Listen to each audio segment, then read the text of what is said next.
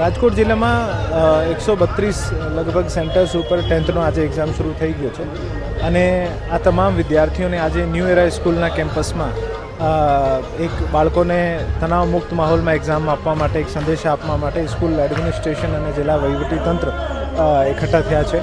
બાળકો ખૂબ જ કોન્ફિડન્સમાં આવી રહ્યા છે અને બાળકોને મેસેજ આપવા માંગીએ છીએ કે આપ એક્ઝામ ખૂબ જ સુખદ, શાંતિપૂર્ણ અને તણાવમુક્ત માહોલમાં આપો.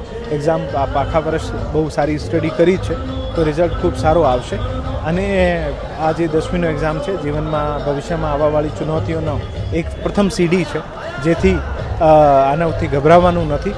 અને જિલ્લા વહીવટીતંત્ર પણ વાલીઓને હું અશ્યોર કરવા માગું છું કે આ એક્ઝામને ટ્રાન્સપરન્ટ વેમાં સુચારુ રૂપમાં કન્ડક્ટ કરાવવા માટે ખૂબ મિટિંગ્સ કરી છે, ખૂબ પોતાની એક્સરસાઇઝ કરી છે અને જે પણ સેન્સિટિવ કેન્દ્ર લાગતા હોય ત્યાં ક્લાસ 1 અને ક્લાસ 2 ઓફિસર્સની અપોઇન્ટમેન્ટ કરાવવામાં આવી છે.